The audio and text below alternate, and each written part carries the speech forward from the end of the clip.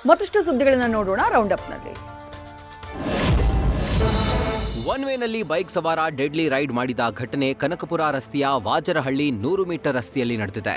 One ವೇನಲ್ಲಿ ವಾಹನಗಳ ಮಧ್ಯೆ ವೇಗವಾಗಿ ಬೈಕ್ ಚಲಾಯಿಸಿದ್ದನ್ನ ಕಂಡು ಇತರ ವಾಹನ ಸವಾರರು ಬೆಚ್ಚಿ ಬಿದ್ದಿದ್ದಾರೆ. ಬೈಕ್ ಸವಾರನ ಒನ್ ವೇ ರೈಡ್ ಕಾರೊಂದರ ಡ್ಯಾಶ್ ಬೋರ್ಡ್ ಕ್ಯಾಮೆರಾದಲ್ಲಿ ಸೆರೆಯಾಗಿದೆ.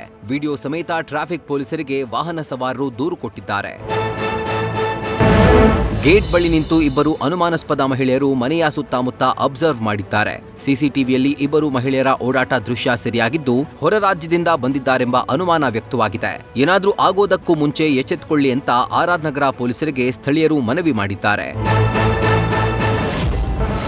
ಬಿಬಿಎಂಪಿ ಘನತ್ಯಾಜ್ಯ ಸಂಸ್ಕರಣಾ ಘಟಕದ ವಿರುದ್ಧ ದೊಡ್ಡನಾಗಮಂಗಲ ಗ್ರಾಮಸ್ಥರು ಪ್ರತಿಭಟನೆ ನಡೆಸಿದ್ದಾರೆ. ಬಿಬಿಎಂಪಿ ಘನತ್ಯಾಜ್ಯ ಸಂಸ್ಕರಣಾ ಘಟಕದಿಂದ ವಾತಾವರಣ ಕಲುಷಿತವಾಗ್ತಾ ಇದೆ. ಸಂಸ್ಕರಣಾ ಘಟಕದಿಂದ ಕಲುಷಿತ ನೀರನ್ನ ಕೆರೆಗಳಿಗೆ ಹರಿಸಲಾಗ್ತಾ ಇದೆ. ಹೀಗಾಗಿ ಕೂಡಲೇ ಘನತ್ಯಾಜ್ಯ ಸಂಸ್ಕರಣಾ ಘಟಕ ಬಂದ್ ಮಾಡಬೇಕೆಂದು ಆಗ್ರಹಿಸಿ ಗ್ರಾಮಸ್ಥರು ಪ್ರತಿಭಟನೆ ನಡೆಸಿ ಆಕ್ರೋಶ ಹೊರಹಾಕಿದ್ರು. ಕಾರಿನ ಚಾಲಕ ಕಾರಿನ ಹಿಂಬದಿಯ ಬಂಪರ್ ಮೇಲೆ ಇಬ್ಬರನ್ನ ನಿಲ್ಲಿಸಿಕೊಂಡು ಚಾಲನೆ ಮಾಡಿ ಹುಚ್ಚಾಟ ಮೆರೆದಿದ್ದಾನೆ. ಕಾಮಾಕ್ಷಿಪಾಳ್ಯದಲ್ಲಿ ಈ ಘಟನೆ ನಡೆದಿದೆ.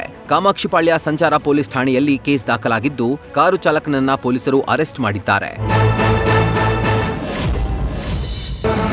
ಬೇಕಾಬಿಟ್ಟಿ ಆಫೀಸ್ಗೆ ಬರೋ ಅಧಿಕಾರಿ ಸಿಬ್ಬಂದಿಗೆ ಬೆಂಗಳೂರು ಜಿಲ್ಲಾಧಿಕಾರಿ ಶಾಕ್ ಕೊಟ್ಟಿದ್ದಾರೆ. ನಿರ್ಲಕ್ಷ್ಯ ತೋರಿದ ಅಧಿಕಾರಿ ನೌಕರರ ಸಂಬಳಕ್ಕೆ ಕತ್ತರಿ ಹಾಕಿದ್ದಾರೆ. ಅಧಿಕಾರ ಸ್ವೀಕರಿಸ್ತಾ ಇದ್ದಂತೆ ತಡವಾಗಿ ಬರುವ ನೌಕರರಿಗೆ ಸಂಬಳ ಕಟ್ ಮಾಡೋದಾಗಿ ಹಾಗೂ ಸಾರ್ವಜನಿಕರಿಗೆ ಸಿಗದ ಎಸಿ, ತಹಶೀಲ್ದಾರ್ ಹಾಗೂ ಅಧಿಕಾರಿಗಳ ವಿರುದ್ಧ ಕ್ರಮ ಕೈಗೊಳ್ಳಲಾಗುತ್ತೆ ಅಂತ ಹೇಳಿದ್ರು.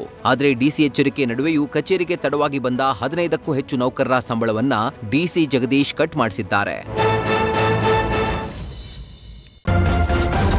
ನ್ಯೂಸ್ ಫಸ್ಟ್ ನಿರ್ಭೀತಿಯಿಂದ ನಿಮ್ಮ ಪರವಾಗಿ.